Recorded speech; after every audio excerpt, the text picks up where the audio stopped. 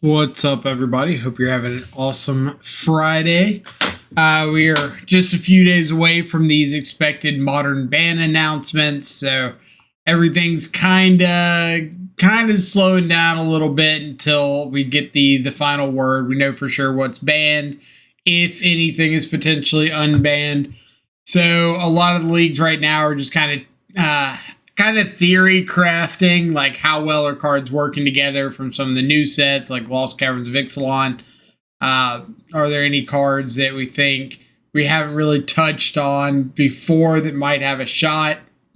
And this league is just showcasing INTI, Seneschal of the Sun, and Jund Shadow.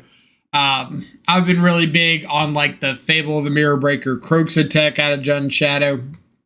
INTI gives us a little bit more of an aggressive take on it. As you can see, we got 3 INTI, 4 Dragon's Rage Channelers in the main, cut down on Croxa, cut out the Fables, and just trying to be as proactive as we can with 8 1-drops on turn 1, Shadow, Tarmogoyf, Bowmaster on turn 2 or later.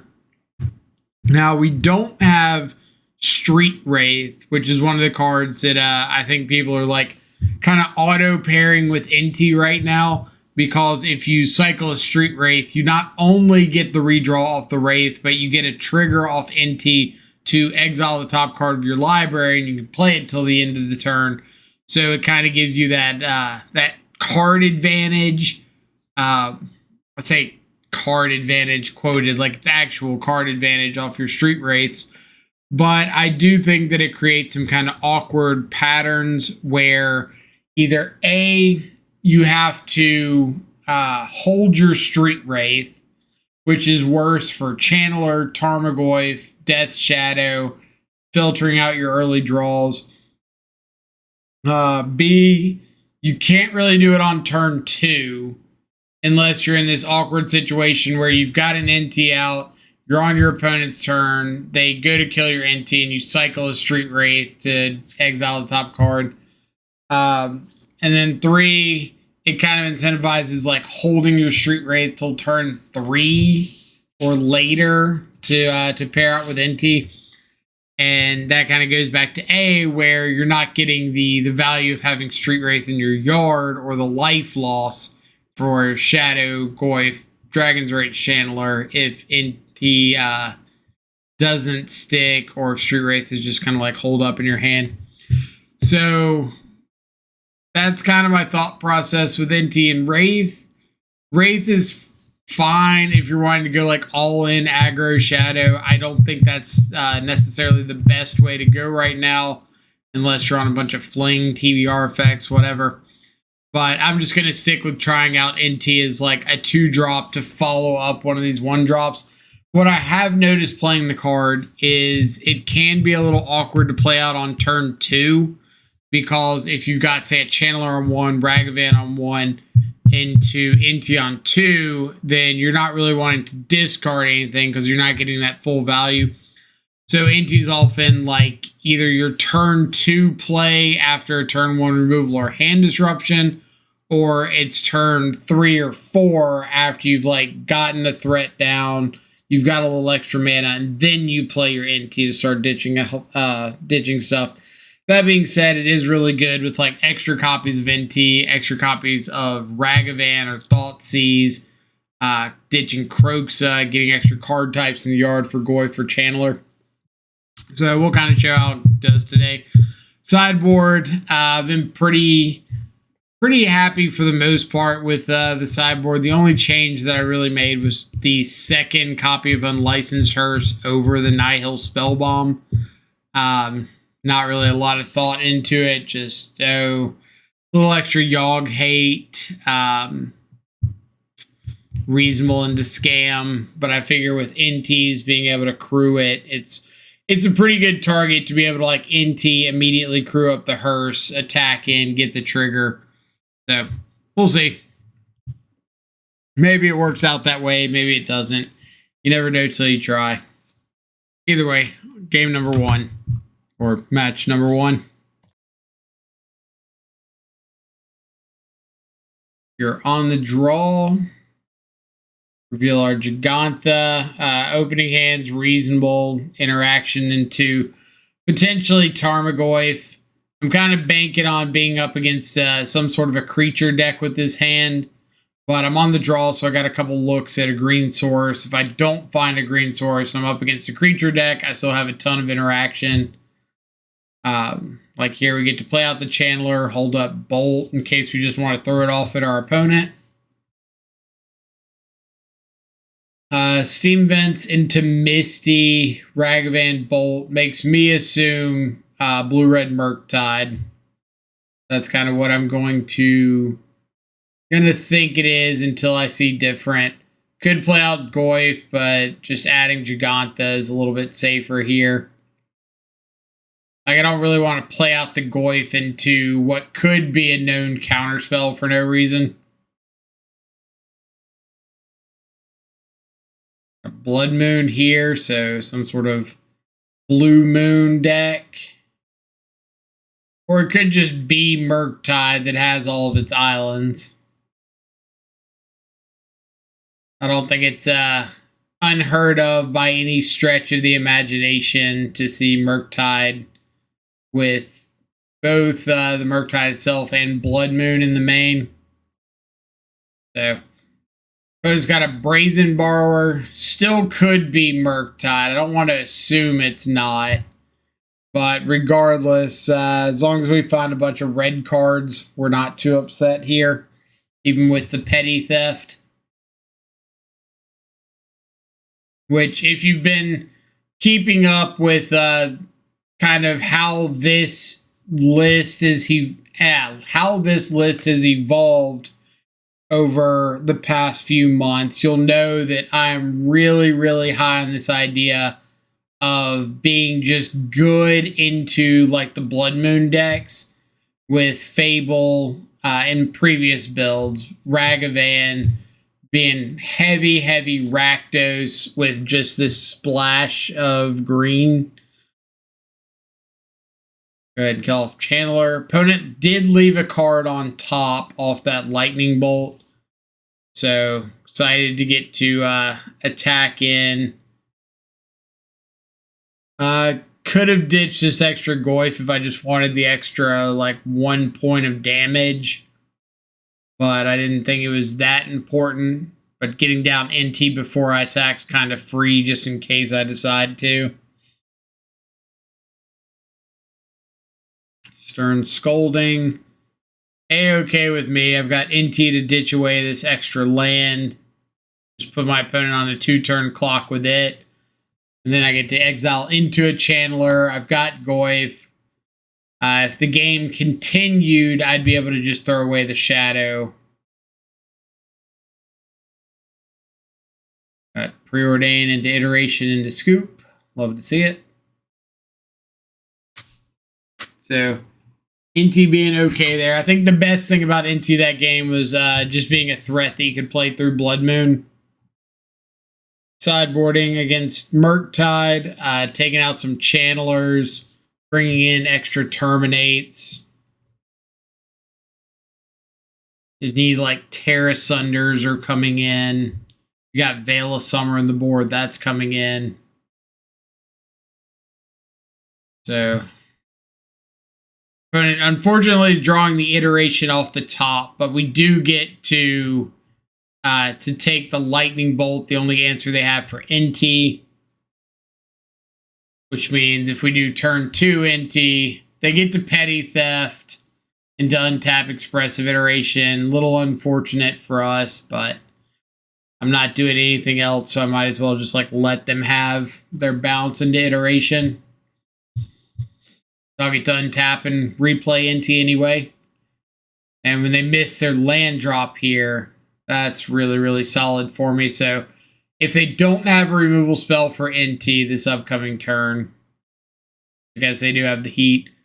If they didn't, then it would be pretty nice to be able to attack in. But find Channeler, have the heat. So now we know they've got double Flusterstorm, Unknown, and a Brazen Borrower in exile.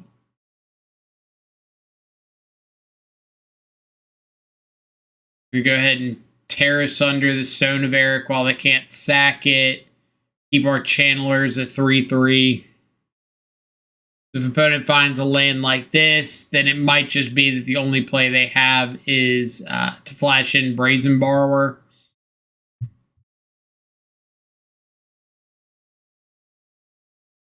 Which I go for the Terminate here. I think I should have gone for the Tear Asunder. Just in case they followed up with a mURktide, I'd be able to terminate and pay for Flusterstorm. But with Tear Asunder, if they follow up with a mURktide, I can't pay for Flusterstorm. That might have been a bit of a mistake. Either way, we got a mURktide. Kind of covered.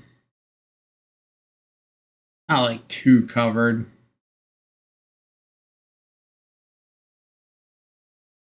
Little Raggy-Oldie action into a Stern Scolding. So we still no double Flusterstorm. Last card's unknown. Draw the Lightning Bolt. So because they have double Flusterstorm, like I'm not in a rush to fire off this Lightning Bolt. Make them do something. So when they go for Otawara here, we know we've got a free bolt for lethal. Nice little 1-0-2-0 on the match 2. 10-10, 1989. Blue-black shadow player that I've had the pleasure of speaking with multiple times. So get some shadow on shadow violence here. Ragavan into INTI, really solid start against Dimir Shadow. They often have a lot of trouble with cheap, aggressive creature decks. Now, that being said, it could get turned around very quickly if opponent just has like a copy or two of Death Shadow.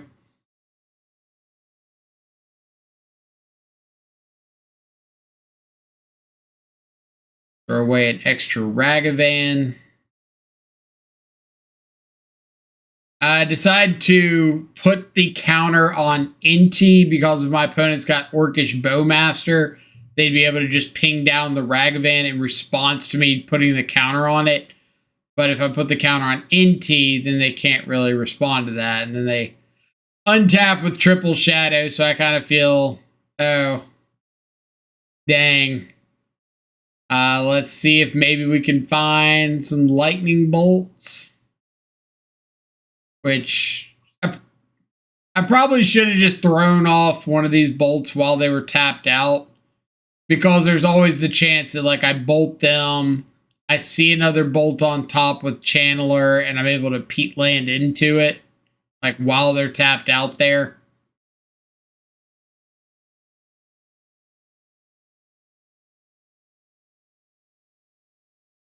Then let me pause real quick. So I play out these shadows. If I just right-clicked attack, they block INTI, block Ragavan. I put a counter on Bowmaster or Channeler. I'm just looking to see if there was any missed lethal opportunity.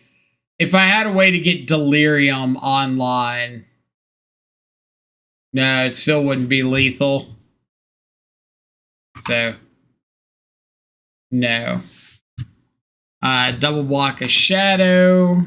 They've got 4th Death Shadow.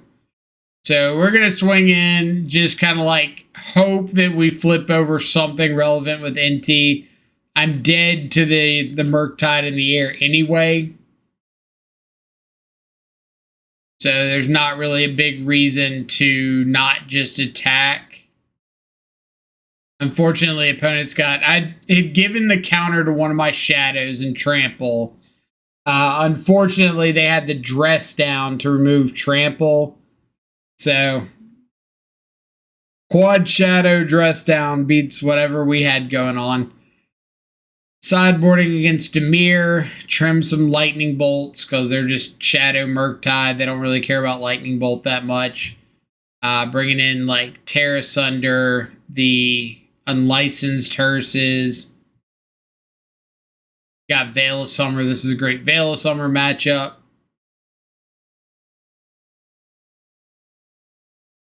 Could have kept the Thoughtseize on top, but I kind of decided I was more interested in keeping Delirium or having Delirium right now. Get the card types in the yard to provide as much of a clock as I can with these Goyfs.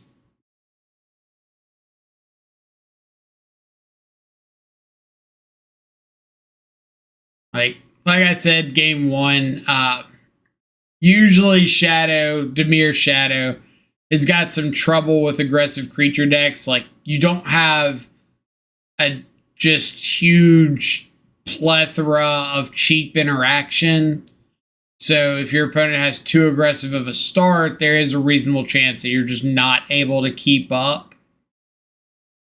Which is kind of like exactly what we see here. Is, hey, you've got a Shadow, but I'm just going to attack around it because you can't keep enough guys off the board.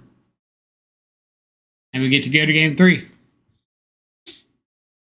Blood Moon, Magus of the Moon could be okay.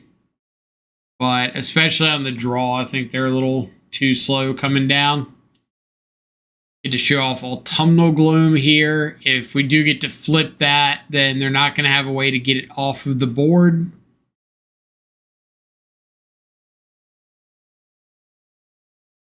So, opponent is playing Dimir with a green splash. I've seen Terra Sunder, but I think that's the only green card that I've seen so far. And it looks like they're missing their second land. So, getting down Hearse while being able to play for or pay for a soft stub here is really nice. Part of the reason we didn't play out Hearse on turn 2. We could fire up the Hearse, attack, get the INTI trigger, but just like that, if the opponent had the removal spell for it, we kind of lose our Hearse, which is really, really valuable right now in the face of mURktide.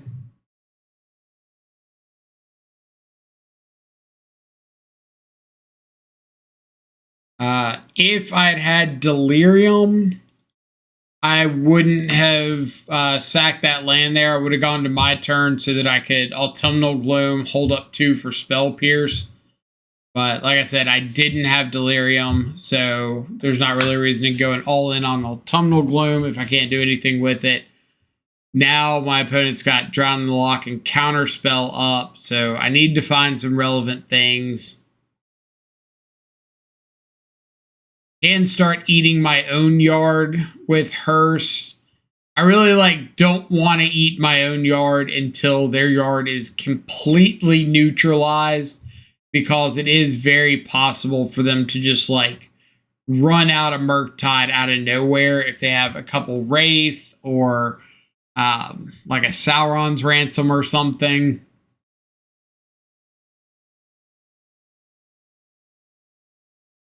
So since mURktide is one of the biggest threats that we can have to deal with, I really want to do all that I can to keep that from being problematic. I don't want to fire up this unlicensed Hearse and just give my opponent a free kill there.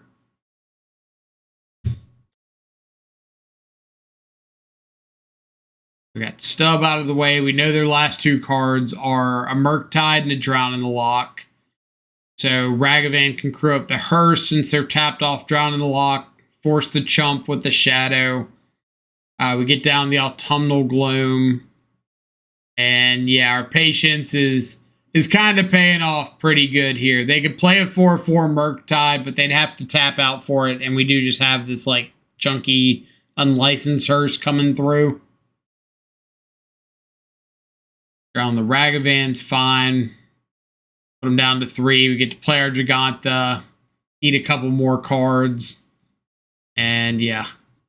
Little overwhelming with our board state there. Now, obviously, that was only possible because they missed that second land drop for several turns. But that's kind of the advantage of an aggressively slanted Shadow Shell, is you get to capitalize on your opponent stumbling like that. Match 3, Pierce Our Thoughtseize. So it looks like another blue-red mURktide opponent. No companion. Arid Mesa, however, makes me think that's not the case. Wrenn 6 kind of solves the conundrum here. I believe it's creativity. Usually when you have all red fetches, all mountain lands that you're fetching for, Wrenn 6, pretty good indicators of creativity. So if they have turn 4 creativity, I can't really do anything. Don't have much going on.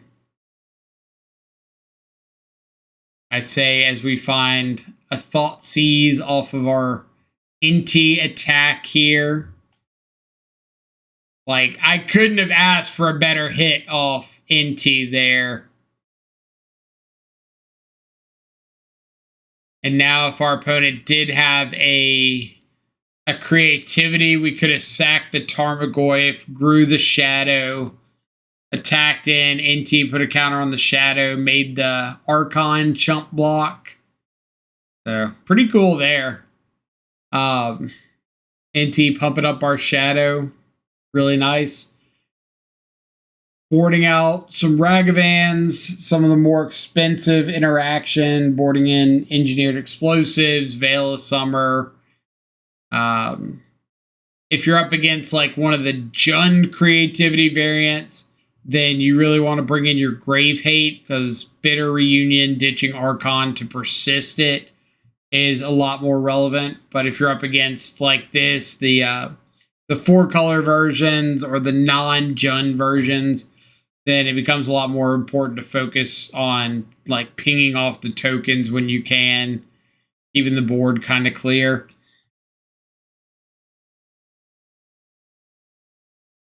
The opponent does have a Celestial Purge they could take out the Bowmaster with, but I'm kind of trying to make Veil of Summer as useless as possible. If I'm able to just keep throwing Tarmogoyfs at my opponent, then that's got to be fairly good, right?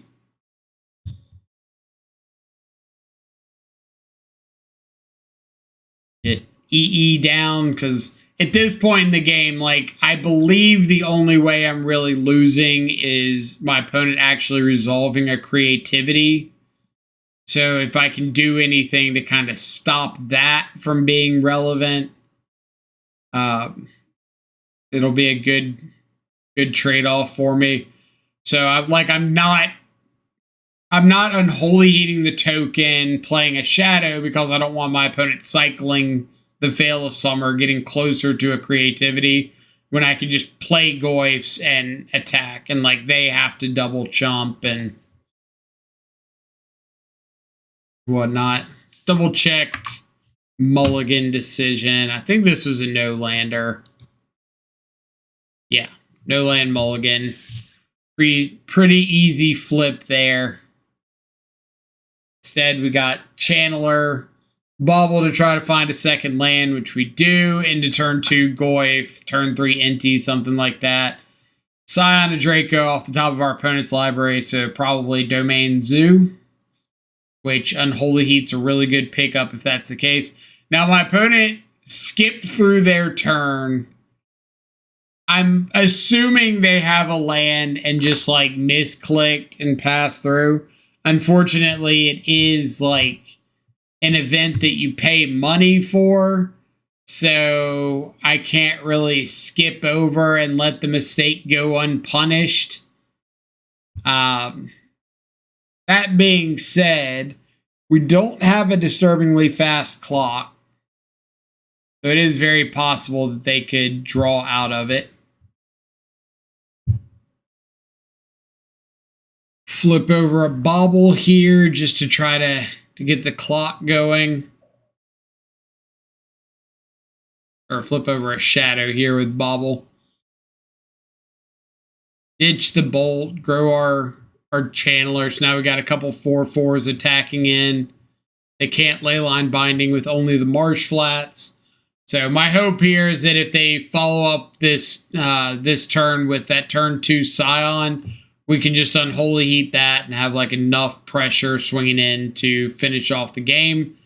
Unfortunately, opponent has a Fury, so now I know it's not like a normal zoo list. It's probably the domain scam zoo list with like up the beanstalks, the scam package. Speak of the devil. Couple up the beanstalks, which we do have a bowmaster, thankfully. So if opponent doesn't find something pretty good off these beanstalks, I think we can kind of tempo out here.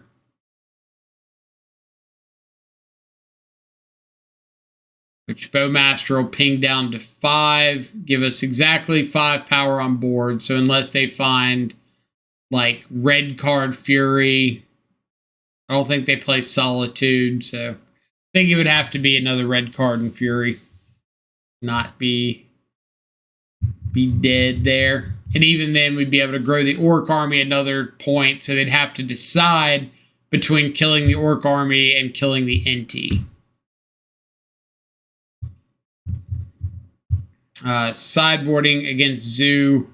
Tear Asunder, one of the most like underrated, really good cards in the matchup, because it hits Scion of Draco. It hits random things like Unlicensed Hearse, Chain to the Rocks, Leyline Binding. Whole bunch of really good targets with Tear Asunder.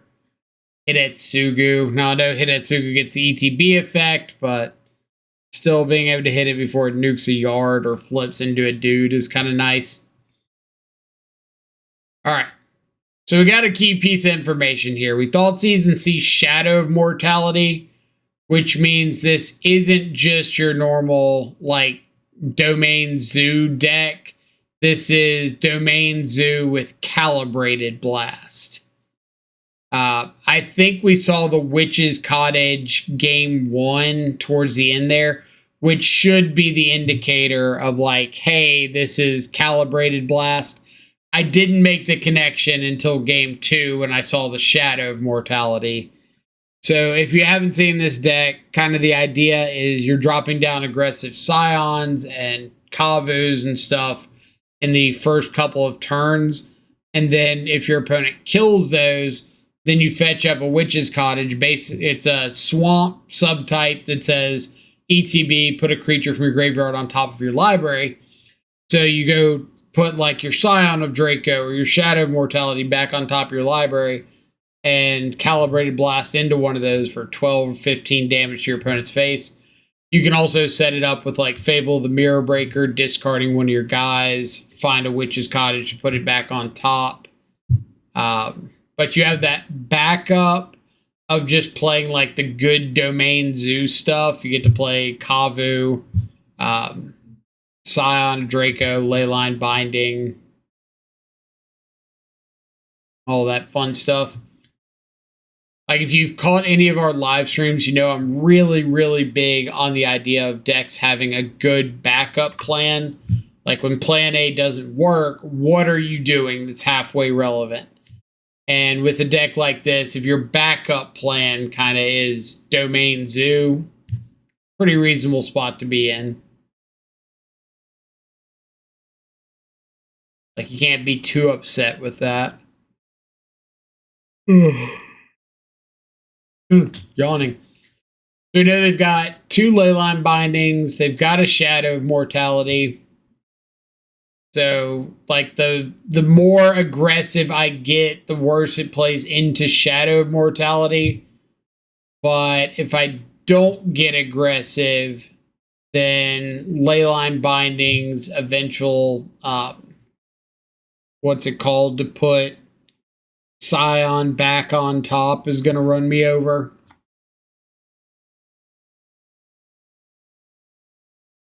Now, we could have Leyline Binding, or Tear Asunder their Leyline Binding. They would have had a second binding for us to potentially fight through, but I kind of feel with Terminate for Shadow of Mortality, I just want to keep attacking, find another threat to play like Giganta, and not really spend a bunch of turns just like, oh, you binding my dude, I'm going to Tear Asunder to get my dude back, then you're going to binding again, then I'm going to Tear Asunder, get rid of that. But opponent top decks a swamp for cottage or a fetch land for cottage and has the Calibrated Blast. So we're on to game number 3. Turn 1 Ragavan, turn 2 Maggots of the Moon is like S tier. I don't believe these lists run Lightning Bolt because it's a awful hit off Calibrated Blast. So you're usually seeing them on just like Leyline Binding. And opponent fetching up a Triome on turn 1 means there's a very reasonable chance that Leyline Binding is going to do not jack. Could have played their Kavu, but I did not want them to untap with the mana available for like Scion, since I didn't have an answer to it. Little INTI action, ditch this extra Ragavan, and we get to put just like all sorts of pressure on our opponent here. Fable is fine because I'm going to get to just take out the token if I want. This should be, yeah, I was going to say, this should be attack first. End up putting the counter on the Ragavan because they're dead between the trample damage and the INTI. Like, regardless of how they block, they're dead to the Lightning Bolt. If I had Lightning Bolted the token, they would have been 1 short. So, pretty cool there. So this is match number 4, 5, something. Either way, Thoughtseize into Tarmogoyf. Like, it's kind of crazy that Thoughtseize into Tarmogoyf, I really feel, is still being looked down upon pretty heavily in current Modern, which is crazy because, like, it's such a good opener. I get the free INTI trigger here because I know that my opponent can't fetch up a land to let them Leyline Binding right here. Like, they'd have to get something that's white and non-blue or red, and in creativity, they don't run any non-red lands. So it's very, very free to just play out the INTI, get the attack in, develop my board.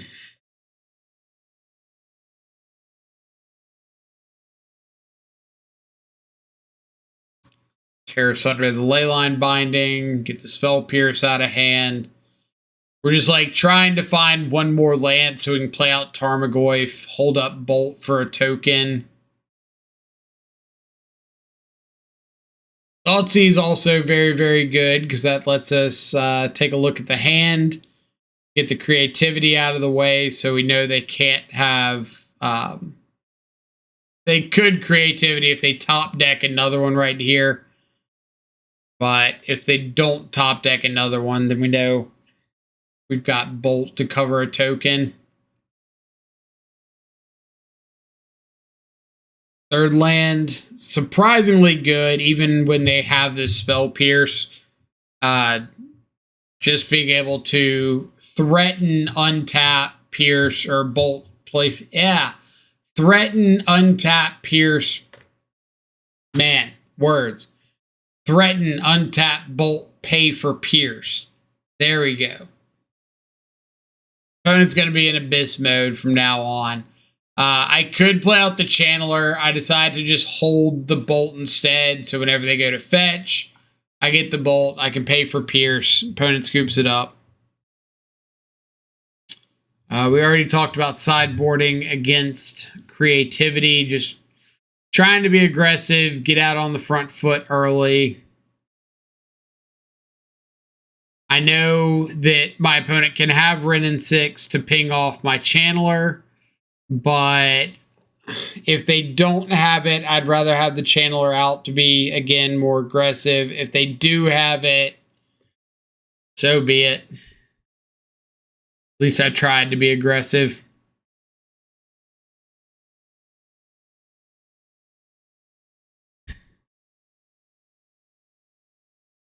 So we got INTI on our army token to attack down the Wrenn.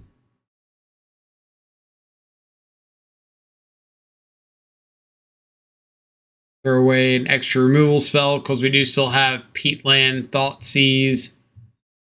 And it's got the Pierce, so we're just hoping for no creativity right here.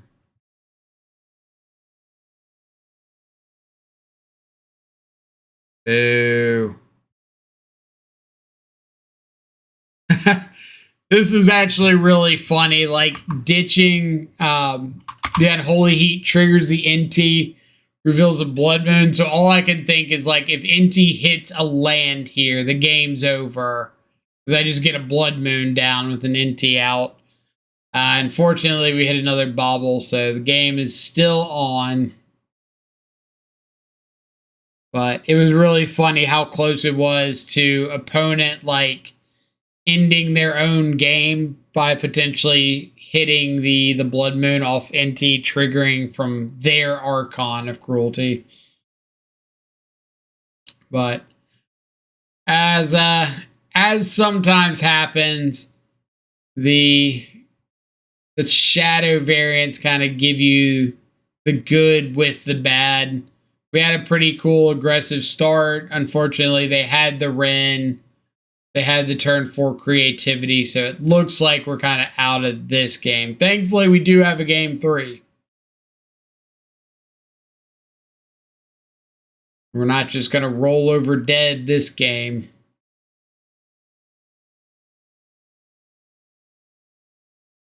So we get a shadow. Hold up EE, so we're kind of safe from creativity this turn. Thankfully, creativity can't run to Shauna's Tidebinder because that would be a pretty bad one to swing into. Little advice on a combat trick here, just in case you aren't really sure of this, like how this works. So my opponent's currently got 7 lands in play. They've got an Archon in hand that I know about from like an early bobble. So if they attack, they get to make a treasure token, give them their 8th mana source. What you can do here is, if you know the steps of the turn, there's the beginning of combat where your opponent enters into their combat phase, declare attacks, declare blocks, which I don't want to block here because I want to grow my shadow. But after blocks, there's a damage step, and things always occur at the beginning of steps. So like at the beginning of the attack step, attackers are declared, and then there's a priority exchange.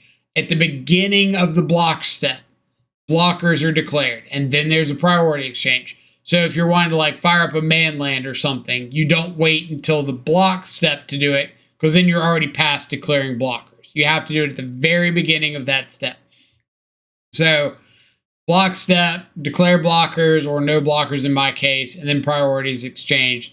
And then damage step. At the very beginning of the damage step, damage is actually assigned and dealt.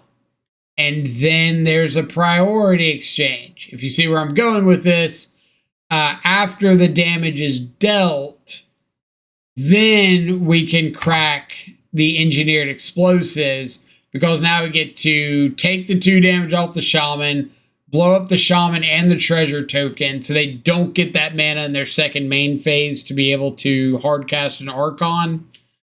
Now, I don't think it's going to get us out of this, but it's a good little step to know that you can make actions at that point. And yeah, there's hardcast Archon. Can pretty well scoop it up at hardcast Archon. But we do get like I said, a game 3 back on the play.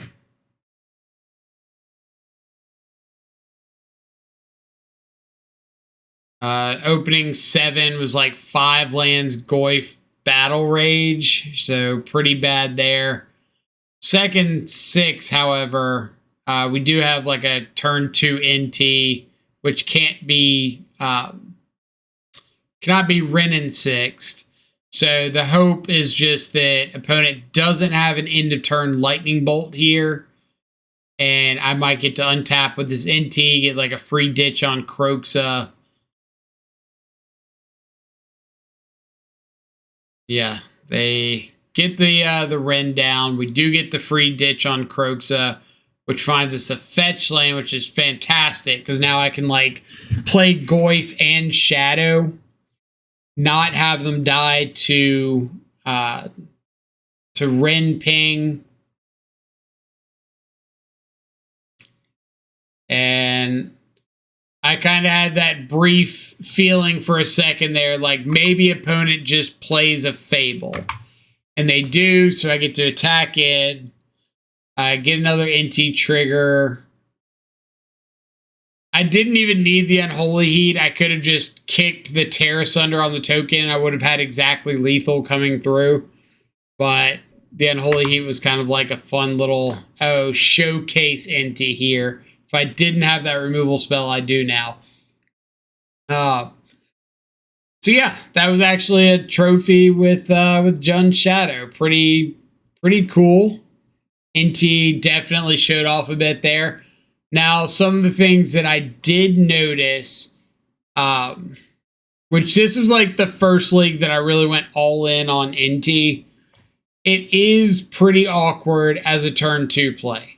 As like a turn 2, 2/2 that may become a 3/3 next turn. It can be awkward. But I do think it really shines when you've got like turn 1 interaction or Ragavan, Darcy, whatever, turn 2 Goyf, turn 3 INTI, and go ahead and get a trigger and get to like ditch something, maybe draw into a land or a 1-drop.